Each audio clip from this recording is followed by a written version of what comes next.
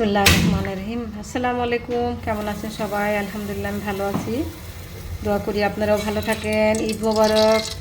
দেখেন ঈদের এই ইয়েতে মানে গরম, যেমন গরম পড়েছে তেমন মানে বিসমিল্লাহির রহমানির রহিম তেমন মাংস মাংস মাংস আর মাংস খেতে ভালো লাগে না। তো আমি আজকে একটু চিংড়ি মাছ দিয়ে কচু রান্না করব, কচুর ডগা। তো আপনাদের সাথে একটু শেয়ার করতে চলে এসেছি। দেখেন চলে এসেছি। তো আমি এখানে একটা হাঁড়িতে কিছু পেঁয়াজ কুচি আর কাঁচামরিচ কুচি দিয়ে দিলাম। দেখুন পেঁয়াজটা একটু নরম হয়ে আসছে। বিসমিল্লাহির রহমানির রহিম। চিংড়ি মাছটা দিয়ে দিলাম। চিংড়ি মাছটা কেটে ধুয়ে রেখেছিলাম। 1 টেবিল চামচ পরিমাণে আদা রসুনের পেস্ট দিয়ে দিলাম। পরিমাণ মতো হলুদ মরিচের পাউডার দিয়ে দিয়েছি।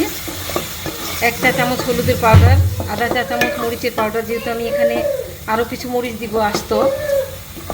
একটু ধনিয়া জিরা মিলিয়ে আধা চামচ দিয়েছি, আধা চা চামচ।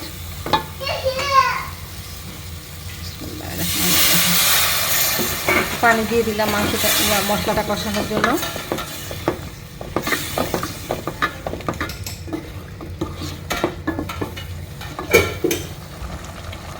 মশলাটা কষানো হয়েছে আমার।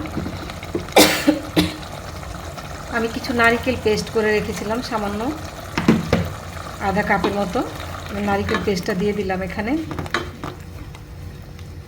আরও কিছুক্ষণ অপেক্ষা করব, তারপর আমি সিদ্ধ করা কচুটা দিয়ে দিব এখানে। দেখুন নারকেল দেওয়ার পরে এটা কষানো হয়ে গেছে।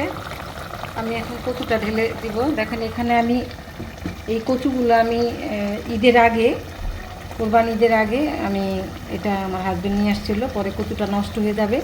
আমি মাঝে মাঝে এরকম করি। তো কচুটা আমি সিদ্ধ করে কেটে মানে একটু ভাপ দিয়ে, একটু লবণ দিয়ে ভাপ দিয়ে আমি ডিপে রেখে দিই। পরে আমি যখন ঘরে সবজি না থাকে বা কোনো খেতে ইচ্ছা করে কখনো, তখন আমি এটা রান্না করি। তো এখন আমি কচুটা এখানে ঢেলে দিব, সেভাবেই রেখে দিয়েছিলাম এটা।